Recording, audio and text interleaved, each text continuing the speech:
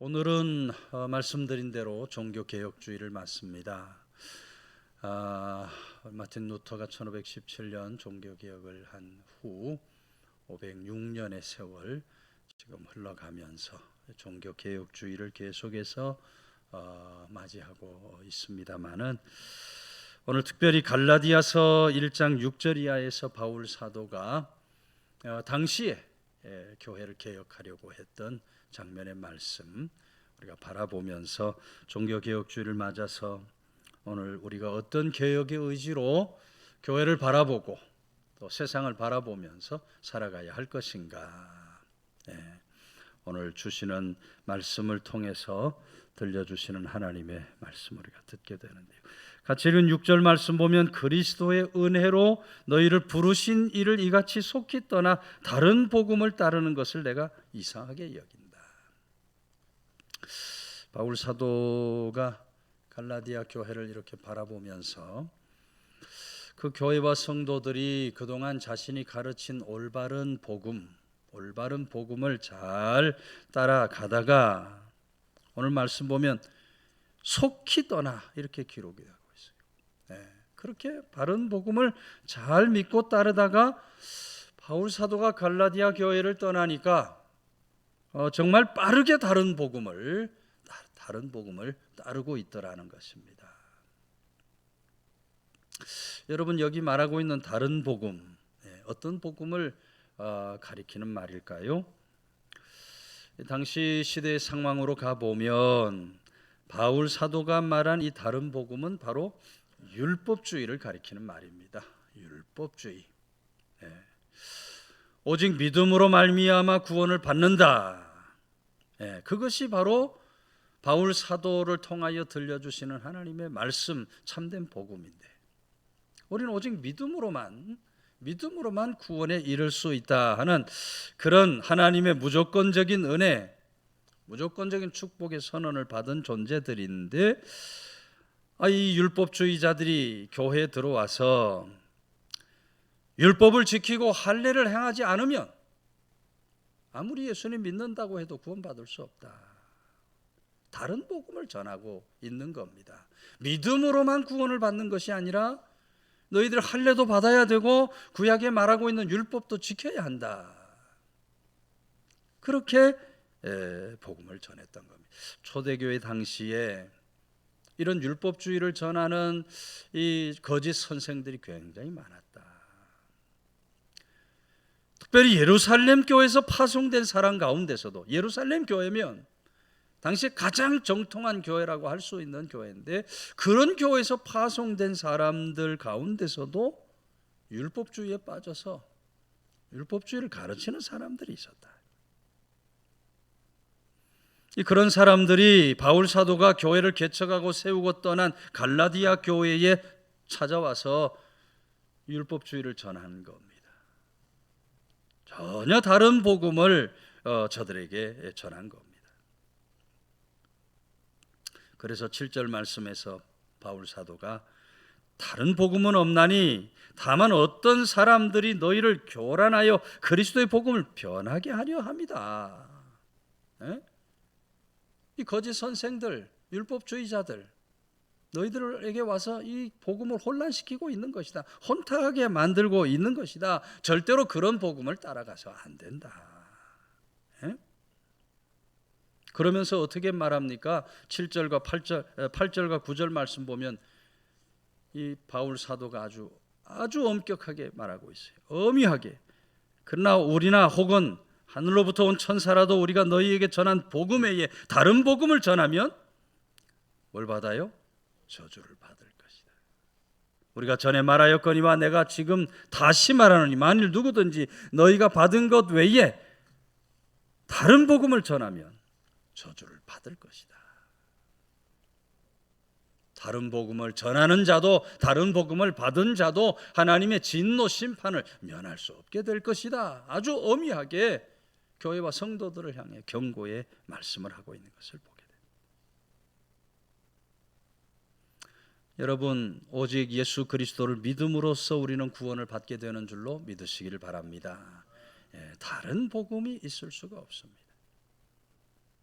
우리는 이 신득이 믿음으로 말미암아 구원을 받는다고 하는 이 분명한 믿음, 확신 가운데, 올바른 복음 가운데 든든히 서는 믿음의 사람들이 반드시 될 수 있어야 한다. 여러분, 종교개혁 당시 상황을 가보면요, 로마 가톨릭 교회가 1299년 톨로사라는 지역에서 회의를 하는데 정말 이해할 수 없는 이상한 결정을 내립니다. 톨로사 회의에서 어떤 결정을 내리는가 하니,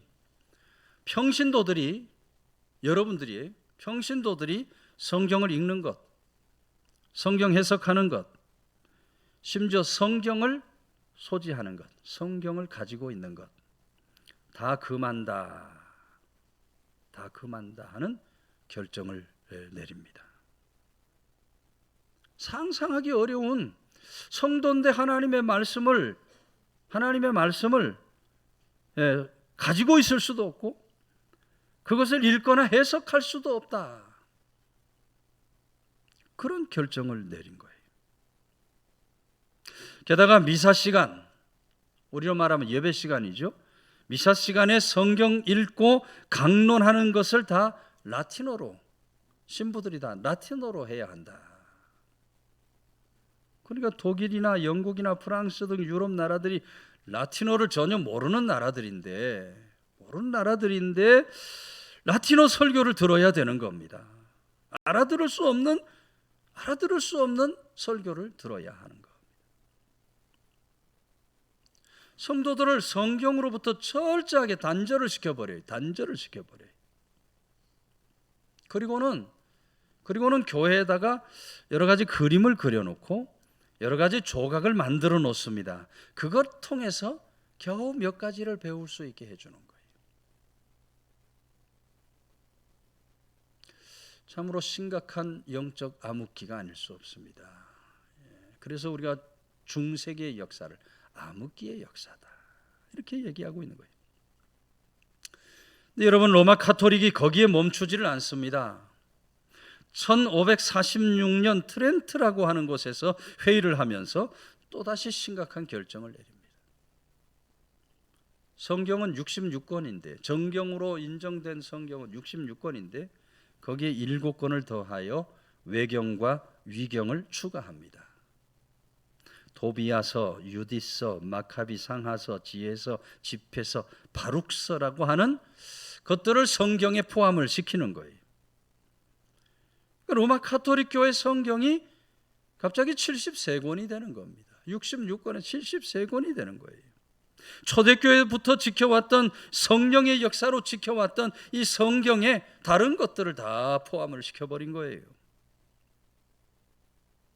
근데 문제는 그렇게 포함시킨 이 외경과 위경을 기초로 한 아주 비성서적인 교리를 만들어내는 겁니다. 예를 들면 죽은 자를 위한 기도, 죽었는데 죽은 자를 위해 기도한들 무슨 소용이 있습니까? 죽은 자를 위한 기도, 또는 천사들의 중보, 천사가 중보할 수 있습니까? 없습니까? 중보는 누구만 할 수 있습니까? 예수님만 우리의 중보자가 되시는 줄로 믿으시기 바랍니다. 천사들의 중보, 연옥소를 만들었어요. 지옥과 천국 사이에 연옥이라는 게 있어서 좀 신통찮은 사람 거기 있다가 잘하면 천국 가고 잘못하면 지옥 간다. 성경에 없는 말도 안 되는 이런 주장, 교리를 만들어냅니다. 공덕 축적설, 공덕만 잘 쌓으면 천국 갈 수 있다. 우린 믿음으로 가는 것이지 업적 공로로 가는 것이 아닌 줄로 믿으시기를 바랍니다. 이런 이상한 말도 안 되는 비성서적인 교리를 만들어내는 거예요. 성경에 기초한 참된 복음을 다른 복음으로 변질을 시켜버렸던 겁니다. 여러분, 이 종교 개혁자들이 그런 로마 가톨릭의 문제를 정확하게 간파한 겁니다.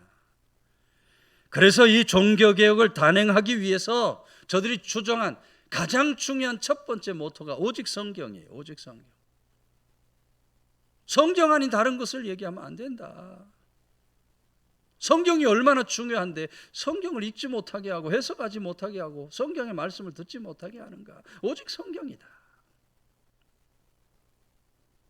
그래서 종교개혁자들이 성경을 각 나라 말로 번역을 하기 시작합니다. 각 나라 말로 성경을 출판하고 또 설교를 각 나라 말로 전할 수 있도록, 설교할 수 있도록 그렇게 한 것이. 성도들이 이 종교개혁 이후에 비로소 하나님의 말씀, 성경을 마음대로 읽고 듣고 묵상할 수 있게 된 거예요.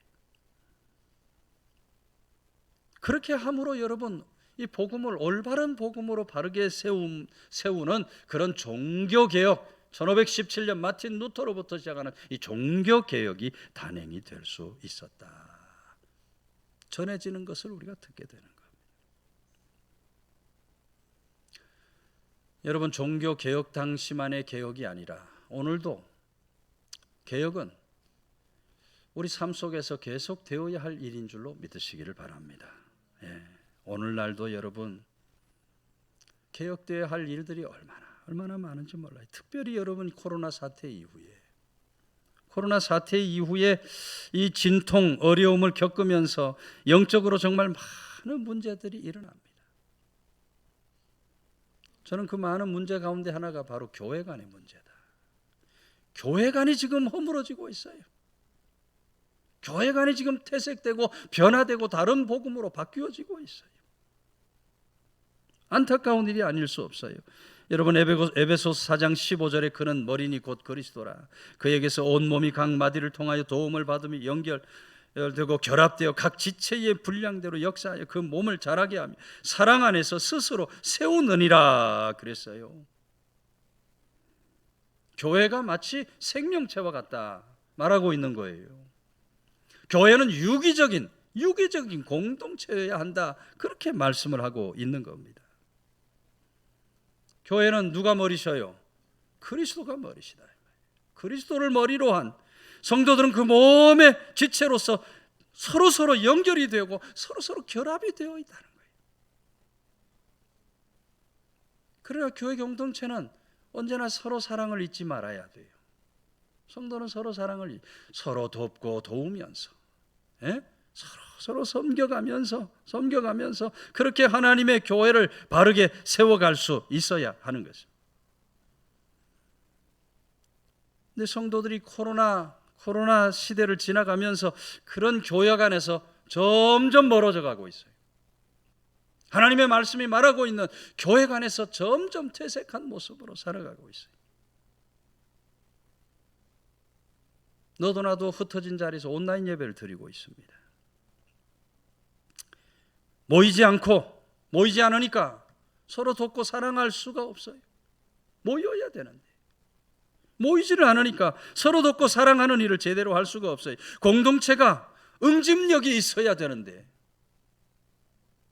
마치 진흙덩이 같은 교회가 코로나 시대를 겪으면서 모래덩어리로 다 흩어져 버린 모래덩어리로 변화되어 버리고, 더 심각한 것은 하나님의 말씀이 말씀하고 있는 교회와 다른 교회를 주장하는 사람들이 생겨나기 시작했다는 것입니다. 또 그것에 동조하는 성도들도 점점 더 늘어나고 있다는 거예요. 그래서 예수님은 좋은데 교회는 싫다, 이런 사람들이 생겨요. 예수님은 좋은데 교회는 싫다면서 교회 다니지 않고 신앙생활 하겠다, 집에서 온라인으로 TV 보면서 신앙생활 하겠다, 이런 성도들이 점점 늘어나고 있어요. 설령 교회를 다녀도 과거처럼 모이고 공동체를 이루고 서로 교제하고 돕고 사랑하는 일들은 하지 않겠다, 그런 일들을 꺼려하는 사람들이 점점 늘어나고 있어요. 교회관이 무너지고 있는 겁니다. 다른 복음이 지금 이 세상에 자리를 잡고 있는 거예요. 여러분, 오늘 우리들은 바로 그런 잘못된 교회관을 바르게 세워가야 할 줄로 믿으시기를 바랍니다. 올바르게 우리가 개혁된 모습으로 살아갈 수 있어야 돼. 하나님의 말씀이 말씀하는 것처럼 더욱더 우리가 주님의 몸된 교회를 사랑해야 돼요. 주님의 몸된 교회를 아끼고 사랑하고 주님의 말씀처럼 너희가 마지막 때가 가까울수록 모이게 힘써라. 모이게 힘써야 해. 서로 연합하고 서로 사랑하고 서로 돕고 협력하는 아름다운 교회 공동체를 이루어낼 수 있는 그런 교회로 우리가 든든히 세워갈 수 있어요. 그럴 때 이 교회를 통해 하나님의 역사가 나타나게 될 줄로 믿으시기를 바랍니다. 하나님의 역사는 바른 교회관을 세울 때 그런 교회관을 통해서 하나님의 역사가 이 세상 속에서 나타날 수 있게 된다. 코로나 이후에 4년 만에 우리가 바자회를 했습니다만 바자회가 저는 그런 일환이라고 생각이 됩니다. 바자회 하면서 선교회별로 모여서 회의를 하고 선교회별로 힘을 모으고 서로 협력하고 돕는 가운데서 그리스도의 사랑 공동체의 모습이 더 든든해지는 거예요. 내일 하루 다녀옵니다마는 교회 관광할 때 열심히 참여하는 것도 좋은 일환이라고 생각이 돼요. 특별히 최근에 오신 분들은 적극적으로 참여하셔야 돼요. 오셔서 제가 이제 고급교회 교인이 되었다. 서로 사귀고 서로 아름다운 사랑을 나누면서 하나님의 교회 공동체 안에서 올바른 믿음의 삶을 살아가는 것, 이 교회관을 바르게 세우는 일환이 아니겠는가. 오늘 종교개혁주의를 맞아서 종교개혁자들 그 개혁의 목표를 명확하게 발견하고 오직 성경을 주장하면서 이 종교개혁을 단행했던 역사적 사실 우리가 다시 한번 마음에 새기면서 오늘 이 시대에 허물어져 가는 교회관을 바르게 세우고 개혁해 가는 일에 힘쓰며 살아갈 수 있는 성도들 다 되시기를 주의 이름으로 축원해 드립니다. 마지막 10절은 이제 내가 사람들에게 좋게 하랴 하나님께 좋게 하랴 사람들에게 기쁨을 구하랴 내가 지금까지 사람들의 기쁨을 구하였다면 그리스도의 종이 아니니라. 여러분, 바울 사도가 자신의 심경을 그렇게 표현하고 있는 거예요. 자신의 심경. 지금까지 바울 사도 복음 전하는 과정 속에 여러분 얼마나 어렵고 힘든 일들이 많았습니까? 말할 수 없는 핍박과 박해, 고난 역경의 세월이었습니다. 로마의 핍박과 박해, 말로 다 할 수 없는 거고, 심지어 자기와 같은 유대 교도들도 자기를 잡아 죽이려고 복음의 길에서 방해를 하는 일들이 얼마나 많았는지 몰라요. 근데 바울에게는 그런 외부적인 공격도 고난도 있었지만 내부적으로도 말할 수 없는 고난을 겪어야 했다. 그게 바로 거짓 선생들의 등장입니다. 요새 디모데후서 새벽제단에 나누고 있습니다만 거짓 교사들이 선생들이 교회에 들어와서 말이죠.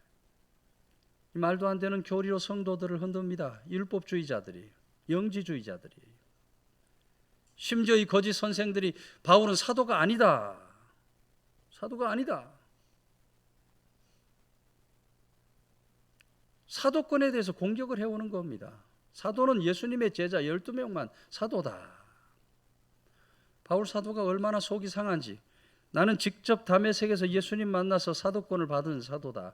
사도권 방어에 대한 설교를, 말씀을 계속 복음서에서 말하고 있는 것을 보게 됩니다.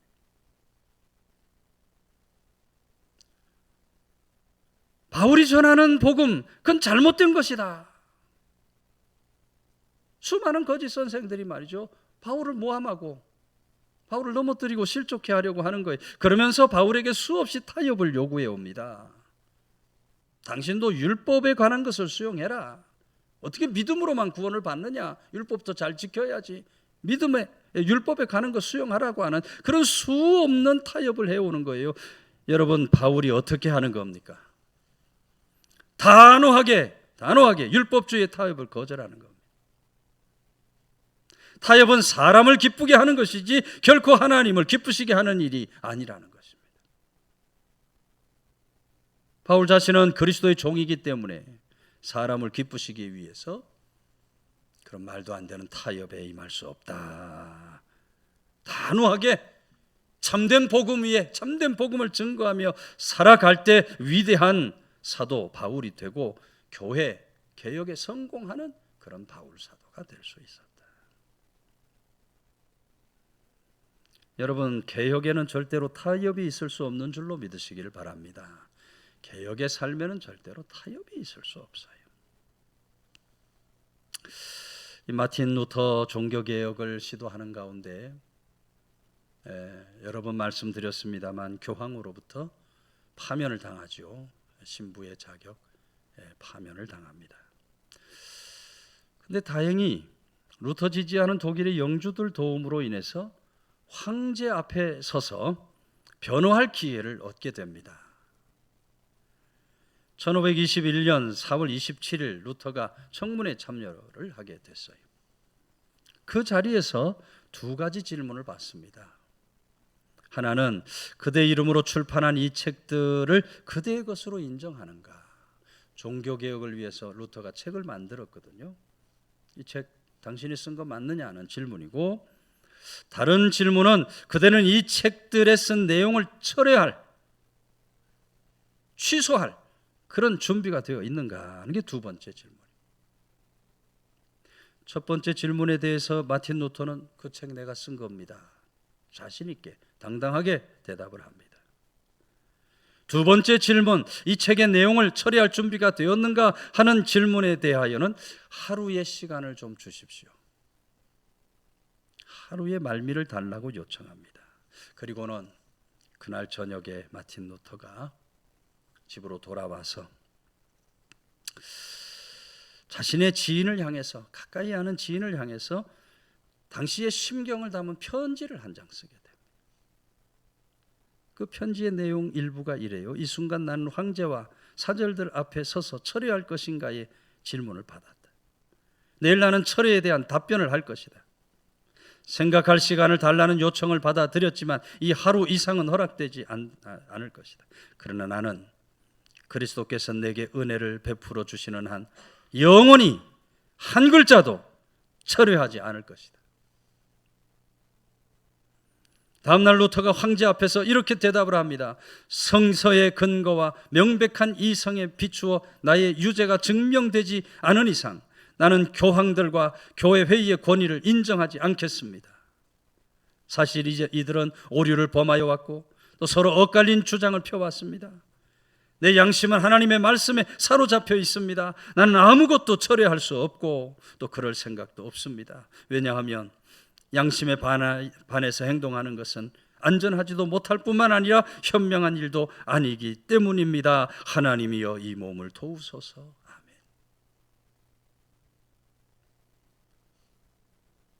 여러분, 마틴 루터가 이 종교개혁을 하는 동안에 수없이 많은 회유를 당합니다. 수없이 많은 타협의 제안도 받습니다.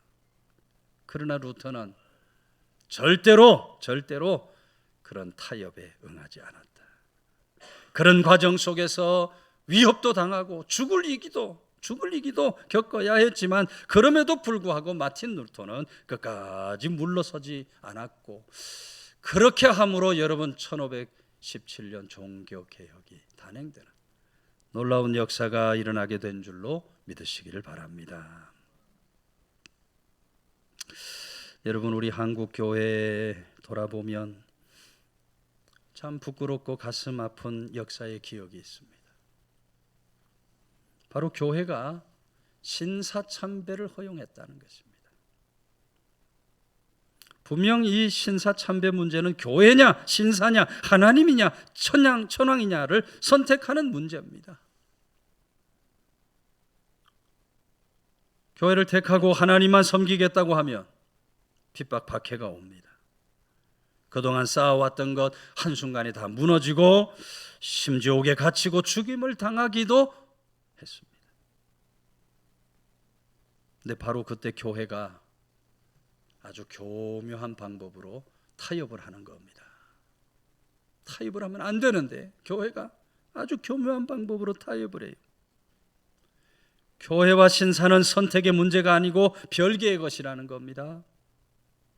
교회는 하나님을 섬기는 것이고 신사는 나라에 대한 애국이라는 그런 논리를 폈어요. 그 회개한 논리로 교회 가서 예배 드리고 신사 가서 참배도 하는 이런 어리석고 악한 일을 저질러 버린 것입니다. 여러분, 이 우상 숭배의 죄가 어떤 결과를 초래합니까? 우리 역사를 통해 잘 아는 대로 하나님께서 6.25 한국 전쟁을 통해서 이 나라 이 민족을 심판하시고 진노를 쏟아 부으시는 거예요. 여러분, 타협은 하나님의 진노와 심판을 피할 수 없는 길이 되는 것입니다. 오늘도 여러분, 타협이 요구되는 일들이 얼마나 많은지 몰라요. 오늘 한국교회 안에 타협이 요구되는 일들이 얼마나 많은지 몰라요. 그 대표적인 것이 여러분 성수주일에 가는 겁니다. 그동안 성수주일은 정해진 시간, 정해진 장소 하나님의 교회에서 하나님께 예배 드리는 것이 성수주일이었습니다. 코로나 사태 이후로 온라인 예배가 들어지면서 상황이 완전히 달라집니다. 이젠 성도들이 교회가 아닌 가정에서 심지어 그 외의 장소에서 예배를 드립니다. 주일에 교회 나와서 예배를 드려야 되는데 교회가 아닌 여행지에 가가지고 놀러 가서 온라인으로 예배를 드립니다. 다른 일을 하면서, 집에서 다른 일을 하면서 온라인으로 예배를 드리는 사람들도 있다. 더 큰 문제는 예배 시간의 문제입니다. 온라인 예배는 유튜브라 하는 이 앱을 통해서 예배를 드리는 것인데, 유튜브는 예배 영상을 스트리밍으로 계속 띄워놓을 수 있습니다. 그래서 언제라도 그 영상을 보면서 예배를 드릴 수 있게 되어 있어요. 주일 현장 예배와 동일한 시간에 영상 예배 드리는 사람도 있지만 주일 오후나 저녁 시간, 한가한 시간을 찾아서 예배 드리는 사람들이 생겨나는 겁니다. 심지어 주일이 아닌 다른 날, 평일날 올라온 그 영상을 보면서 예배를 드리는 사람들도 있다 그래요. 여러분, 과연 그렇게 드리는 예배도 성수주일에 했다고 할 수 있을 것입니까? 그 성수주일이 절대로 될 수 없습니다. 그야말로 예배의 타협이 아닐 수 없는 것입니다. 오늘 우리들은 그런 예배의 타협을 뿌리칠 수 있어야 하는 것입니다. 그래야 우리가 온전한 믿음, 참된 복음의 믿음으로 든든히 서는 신앙의 삶을 살아갈 수 있게 되는 거예요. 종교개혁 506주년을 맞아서 오늘 우리들의 모습을, 이 시대 속에 살고 있는 우리들의 모습을 겸허하게 돌아볼 수 있어야 하겠다. 나도 모르는 사이에 다른 복음이 내 안에 들어와 있지는 않은가? 나도 모르는 사이에 적당히 타협하고 하나님 앞에 선 믿음의 삶을 살고 있는 것은 아닌가? 우리 모습을 돌아볼 수 있어야 돼요. 이런 말이 있어요. 개혁된 교회는 항상 개혁되어야 한다. 개혁된 교회는 항상 개혁되어야 한다. 오늘도 잘못된 부분이 있다면 개혁된 교회는 날마다 개혁하면서 하나님 앞에 바로 세워질 수 있어야 하는 것입니다. 오늘 종교개혁주의를 맞아서 우리 모두 오늘 바울 사도의 당시 종교개혁, 마틴 루터의 종교개혁, 이 개혁의 정신을 이어받아서 올바른 복음 위에, 진리 위에 하나님이 기뻐하시고 과연 하늘문을 열어 복 주실 만한 올바른 믿음의 삶 위에 살아갈 수 있는 그런 귀한 성도들 다 되시기를 주의 이름으로 축원해 드립니다.